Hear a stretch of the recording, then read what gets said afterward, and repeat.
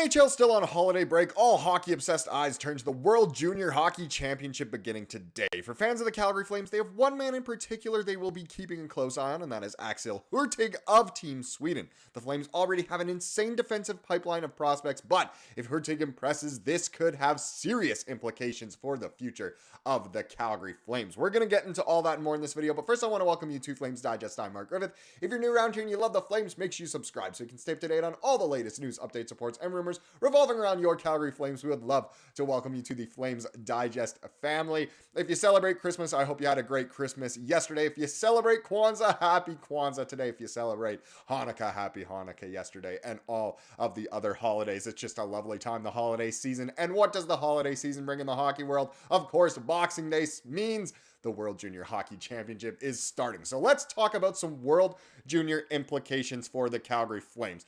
Now, for the casuals, I guess we can say, take a wild guess, how many Flames prospects are playing in this tournament. It's a bunch of nations. I believe it's 10 different nations are playing. How many players that are already Flames property are in this year? Well, it is just one, and that man is Axel Hurtig. I know, the English way to say it, we just simplify it to Axel Hurtig.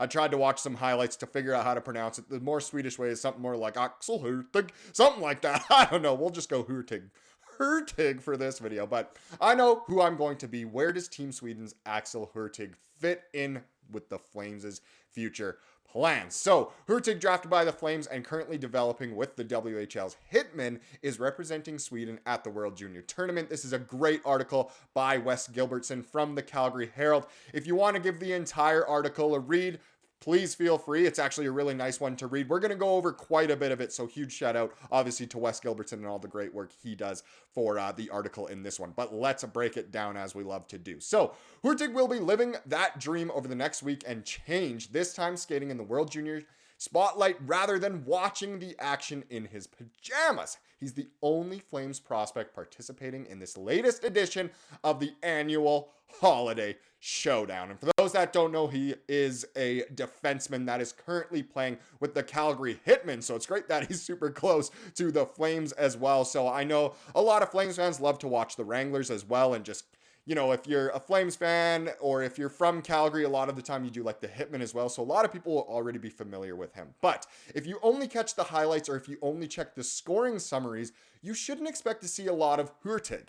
The 19-year-old would be first to admit that. This dude doesn't do end-to-end rushes. If a shootout is required to settle one of the medal round matchups, he won't be getting a tap on the shoulder. Essentially, he is much more of a stay-at-home defenseman than offensive, which is funny because usually when you think of, Swedish defensemen in particular, you think they got some offensive game. And not that Hurtig is bad. He does get on the score sheet every now and then, but he is much more of a stay-at-home defensive defenseman, which is not a bad thing to have, obviously, in the franchise. So, instead, Hurtig specializes in some of those less heralded details of the game, the stuff that earns the trust of coaches, the admiration of teammates, and groans of appreciation from fans, those pained but proud reactions that you hear after somebody drops in front of a sizzling slapper. Obviously, you can think of people like Chris Tanev, or you throw it back a little further, you think of guys like Robin Regeer, and I'm sure there have been many more in the past. With the Hitmen, Hurtig draws shutdown duties against opposing top lines, which makes it especially impressive that he currently leads his crew with a plus 22 rating. He can do it two ways as a defender. He has a good stick, but can also, at 6'5" and 208 pounds, obviously that's the same dimensions of me, of course, play a punishing physical brand. So he knows how to use his stick defensively, and he knows how to use his size, especially his height and weight there, of course, which is just great to see. And again, it's so important to have guys like that in the pipeline. So Hurtig should be a staple for Team Sweden in shorthanded situations where he'll eat pucks with the same enthusiasm that some of us snack on shortbread cookies during the commercial breaks. And what also is impressive about him actually making Team Sweden is the fact that he is more of a stay-at-home defenseman. I know any, championship caliber roster has a good mix of, your offensive defenseman, your shutdown defenseman, your gritty forwards, and your skilled forwards. You need a good blend. It can't just be all a bunch of skilled dudes. But still, usually in the World Junior Championships, you take a look at the guys who are really going to be staples in the NHL when it comes down to it. You think of guys for Sweden in the past, especially defensemen. You think of guys like Lidstrom, Hedman, Erik Karlsson, stuff like that. Hurtig is not like that at all. So here's a little quote from him. "I feel like my type of D-men are slowly moving away from the game," he told Post Media before departing for the World Junior Tournament in Ottawa. "There's a lot of skill out there nowadays, but I feel like if you're going to win, you need some guys to do the dirty work too. It's not always fun, but it's got to be done. Just my attitude to the game. I'm a team guy. I block shots, play penalty kill, and I take pride in that. I feel like the coaches know what they get from me. It's nothing flashy, but play my minutes and do them hard," which again, he knows that is kind of on its way out of the game these days. We're definitely seeing more guys who can do it both ways. And I'm not saying, both myself and Hurtig himself aren't saying that he can't do it offensively, but he knows what type of guy he is, definitely more defensive. But as we know, you need some of that to kind of carry on and actually be a successful team. So what are these, serious implications here for the Flames? Why does this matter? Well, we need to talk about the defensive pipeline here. Let's talk about the D pipeline. And so continuing the article here, so it's about balancing the blue line. So Flames fans were understandably disappointed that first rounder Zane Parekh was among the final cuts from Canada's World Junior roster. He didn't even originally make the training camp for this, which was absolutely ludicrous. He is, after all, the biggest name on Calgary's suddenly long list of promising blue line prospects. And that's true. All of a sudden, the Flames have so many defensemen in the pipeline that could one day easily be NHL players. We've traded for a bunch over the past year and change.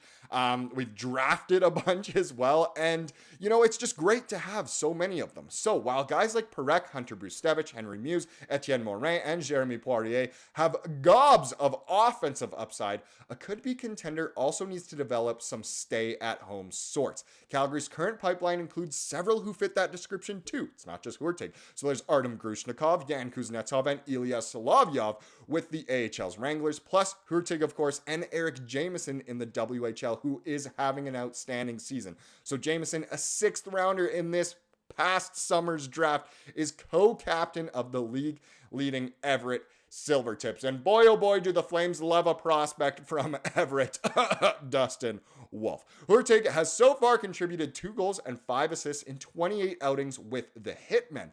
Asked if there are any current NHLers who he tries to emulate, he mentioned Adam Larsson and Matthias Ekholm and then offered an apology of sorts, knowing he is not supposed to be saying nice things about any of the Oilers. But it is true, the Oilers do have a couple of those more stay-at-home Swedish defensemen that are just really these days more and more rare as the NHL continues to develop. He can move the puck too, which is an absolute must for a modern day shutdown defenseman. Again, you think of a guy like Chris Tanev, he could still skate the puck out of the zone. You'd think he'd get the puck behind the net so many times, dropped off from Hanifin or whatever. And I mean, normally it'd be Hanifin carrying it out, but Tanev could do it too. That's what he needs to be.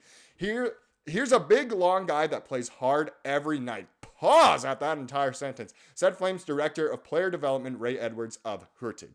He's not an offensive threat in terms of creating offense in the O-zone, but what Axel does do is he moves the puck simply.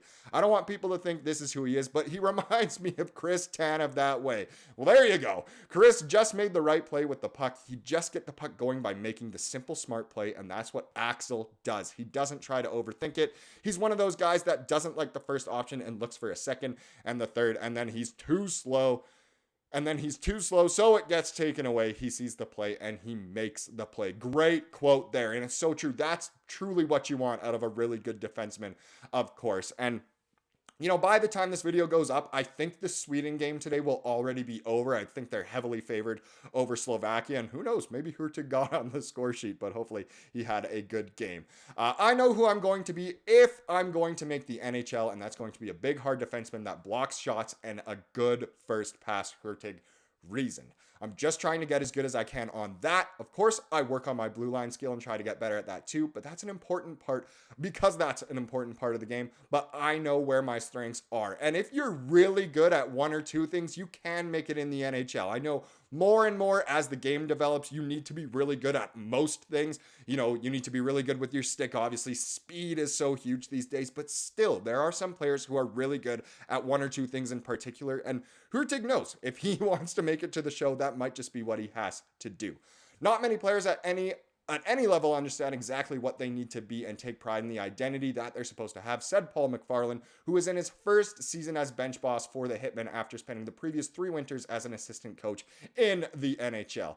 Hurtig really works at his game on other parts that he wants to improve on, but I think he takes a lot of pride in things that he knows he has to do well. That's the biggest compliment you can give him. He's all about the team and not about individual stats. I think he'll be a great addition for Team Sweden at the World Juniors. And again, as Flames fans, we've only really have one guy to look at. I know a lot of Flames fans are obviously from Canada, so most people are going to be pulling for Canada, but I think a lot of diehard Flames fans will also be kind of pulling for Sweden just in the hopes that Hurtig plays really well. And hey, maybe, if he wins a World Junior Championship, he can bring the Flames a Stanley Cup. Okay, that's a bit of a stretch, but still. I love the implications here of that, if he does make the NHL, does that mean someone else from our defensive pipeline doesn't necessarily make it, or at least not with the Flames? It's just so nice knowing that the Flames have so many options, so many players to cheer on, both at the junior level and in the AHL right now. It's honestly really exciting knowing that the future is bright, and here's another name to keep your eye on just in case he becomes a staple